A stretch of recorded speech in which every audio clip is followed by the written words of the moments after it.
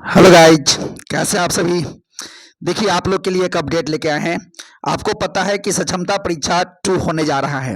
तो कुछ यानी जो है काफ़ी सारे शिक्षक इस बात से खुश हैं कि सक्षमता परीक्षा चलिए देंगे और जो है सच ये राज्यकर्मी का दर्जा मिलेगा। लेकिन अभी भी कुछ ऐसे भी शिक्षक हैं जो सक्षमता परीक्षा के विरोध में हैं। तो अब रहा बात, हम आपको इस वीडियो में आपको बताने आए हैं, एक निष्कर्ष लेकर के आए हैं कि क्या सक्षमता परीक्षा 2 देना चाहिए। ये सबसे बड़ा सवाल है आज का, और इसी मुद्दा पर हम आज आपके साथ बात करने आए हैं।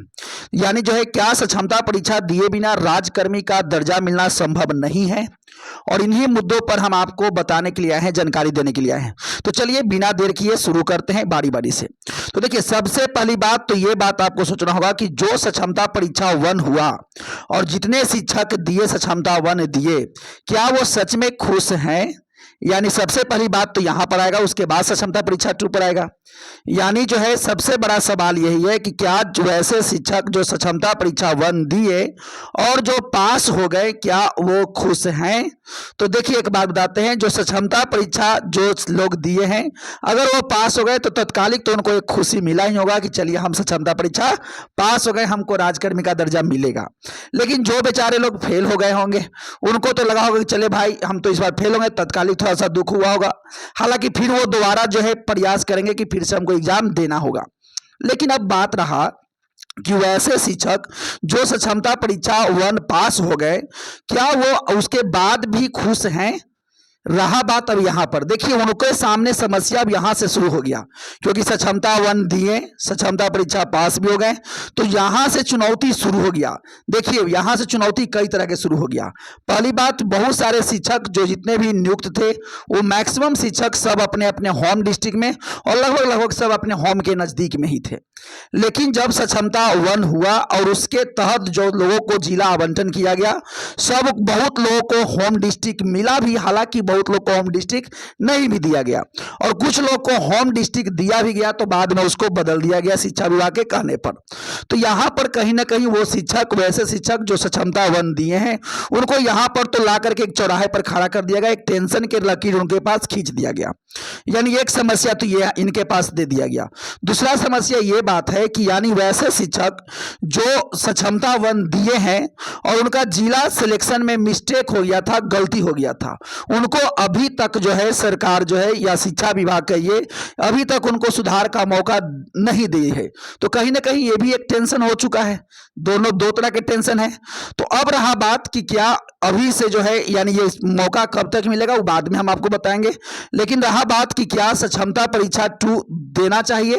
अब रहा बात सवाल यहाँ पर, तो देखिए एक बात बताते हैं कि अगर आप सक्षमता परीक्षा 2 देते हैं तो जितनी सारी समस्याएं सक्षमता 1 वालों को हुआ है, वो सारी सभी समस्याएं जो है सक्षमता 2 देने वाले लोगों को पास भी वही समस्याएं उत्पन्न होगी।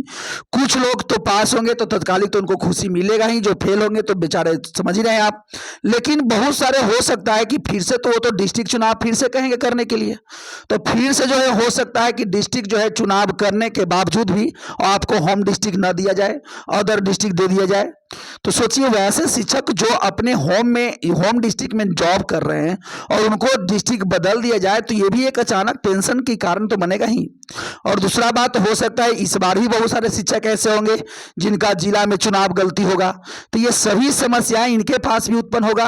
तो देखिए, हम आपको कोई बरगलाने नहीं आए हैं, हम आपको ये बताने आए हैं कि जो लोग सक्षमता 1 दिए, उनके पास ऐसा नहीं है कि सक्षमता पास हो जाने के बाद 1 पास हो जाने के बाद वो अब बहुत एकदम निश्चिंत हो चुके हैं। नहीं, उनके पास भी समस्याएं हैं। और यही बात आपको बता देते हैं कि अगर आप भी सक्षमता 2 दीजिएगा तो ऐसा नहीं कि सक्षमता परीक्षा 2 पास हो जाने पर आप एकदम निश्चिंत बैठ जाइएगा, इसके बाद भी आपके पास भी कई तरह की समस्याएं होगी। तो अब रहा बात कि तो अब उपाय क्या है बताइए। देखिए, हमारे हिसाब से, हालांकि हम पहले से भी मांग लगातार कर रहे थे कि अगर आप सभी लोग देखिए, अगर सक्षमता परीक्षा इन सभी उपाय से यानी जो है सभी झंझट से बचना चाहते हैं, तो एक रामबाण उपाय है। उपाय यह है कि आपको जो है बिना शर्त राजकर्मी की दर्जा की साथ जाना चाहिए। और अभी भी एक बहुत बड़ा समूह शिक्षकों का जो है यानी बिना शर्त राजकर्मी का दर्जा की मांग कर रहे, और वो चाहे जो भी हो जाए वो बिना शर्त राजकर्मी का दर्जा लेकर रहेंगे और उनको राजकर्मी का दर्जा उनको भी मिलेगा।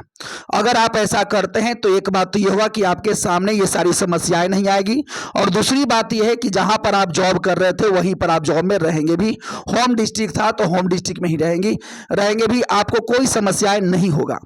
अब रहा बात यानी जो है कोई भी देखिए, अब रहा बात तरीका क्या है इसका। तरीका यह है कि जितने भी नियोजित शिक्षक जो सक्षमता 1 नहीं दिए हैं, यानी जितने भी शिक्षक बच रहे वो सब के सब एक साथ जो है सक्षमता 2 का बहिष्कार कर दें।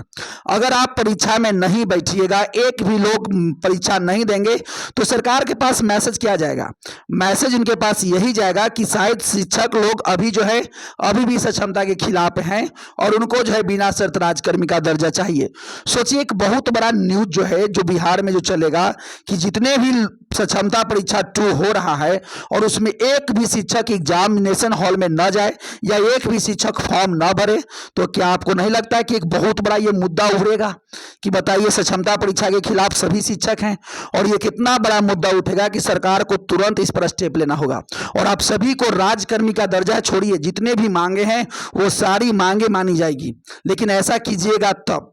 और अगर आप लोग को लगता है कि कुछ लोग को लगता है कि हम चलिए सक्षमता 1 देंगे, सक्षमता 2 देंगे और 3 भी आएगा उसको भी देंगे, तो देखिए आप दीजिए, कोई दिक्कत नहीं, आप स्वतंत्र हैं, देना चाहिए आपको। लेकिन एक बात समझ लीजिए कि आपके पास भी वो सभी समस्याएं उत्पन्न होगी और आपको भी दूसरा जिला दिया जाएगा और आपको भी हो सकता है कि मिस्टेक से यानी जो है जिला ऑप्शन में गड़बड़ी हो जाए, या बहुत सारी समस्याएं जो सक्षमता 1 के साथ हो रहा है। तो अगर इन सभी समस्याओं से बचना चाहते हैं तो मेरा सुझाव यही है कि सभी लोग बस केवल सक्षमता परीक्षा जो 2 हो रहा है इसको फॉर्म ना भरें, और अगर फॉर्म भर भी दिए हैं तो एग्जाम देने ना जाएं। और अगर एग्जाम एक साथ, ये नहीं कि एक दो नहीं, जितने भी शिक्षक है कोई भी अगर नहीं जाएंगे, कोई भी नहीं जाएंगे, एक बार में सरकार हिल जाएगा। देखिए पावर एकता में है, और एकता दिखाइएगा तो सरकार क्या नहीं मानेगी। इतना हम लोग को चिल्लाने की जरूरत है कि क्या सरकार सुनेगी नहीं सुनेगी, वो सरकार आपके पास दौड़ी दौड़ी आएगी। लेकिन दिक्कत यह है कि अभी हम लोग को जो है बार बार सरकार के पास जाना पड़ रहा है और हर चीज के लिए रिक्वेस्ट करना पड़ रहा है, फिर भी जो है अधिकारी सोच ही रहे हैं, अधिकारी सुनने का नाम नहीं ले रहे हैं, क्योंकि यहाँ अफसरशाही जो है हावी हो चुका है। तो यानी साफ साफ मेरा मैसेज ये है कि अगर आप चाहते हैं सभी समस्याओं से बचना तो आपको बिना शर्त राजकर्मी का दर्जा की तरफ जाना चाहिए, और बस केवल कुछ करना नहीं है, ऐसा नहीं डरना है कि आपका नौकरी चला जाएगा, कुछ ऐसा वैसा होगा, ऐसा कुछ नहीं होने जा रहा है। अगर आप सक्षमता नहीं देते हैं और कोई नहीं देते हैं तो बिना शर्त राजकर्मी का दर्जा मिलने वाला रास्ता जो है एकदम आसान हो जाएगा, और आप एक बार में आप सभी लोग राजकर्मी बनिएगा, और कोई जो जितने लोग हैं सबको होम डिस्ट्रिक्ट भी मिला हुआ रहेगा, किसी को कहीं जाने आने की जरूरत भी नहीं है, और जितने सुविधाएं मिलना होगा उस राजकर्मी बनते सारा सब आपको भी मिलेगा। तो बस आप अगर जो जल्दी जल्दी के जो चक्कर में है ना कि हम जल्दी बन जाएंगे राजकर्मी, देखिए बनिएगा तो सब एक ही बार, और अगर जो जितने लोग दे दिए हैं उनके साथ सोच लिए समस्याएं क्या हो रहा होगा, कि जिनका जो है अगर 100-200 किलोमीटर दूर दे दिया गया उनका क्या हाल हो रहा होगा। तो कहीं ना कहीं अगर आपके पास भी यही सभी समस्याएं आएगी, तो हम चाहते हैं कि आपके पास ये समस्याएं ना आए। तो जितने भी शिक्षक हैं सब जो है जागरूक होइए और कोशिश कीजिए कि एक बात को लेकर के यानी जो है एग्जाम का बहिष्कार कीजिए। और बहिष्कार देखिए दिक्कत यह है कि कुछ लोग तो कर देते हैं और कुछ लोग नहीं कर पाते हैं, तो समस्याएं इसीलिए आ जाता है।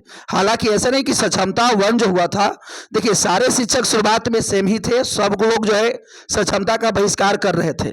शायद वो के पाठक जो है यानी शिक्षा विभाग के अपर सचिव, उनके फरमान से लोग डर गए कि शायद उनका नौकरी चला जाएगा।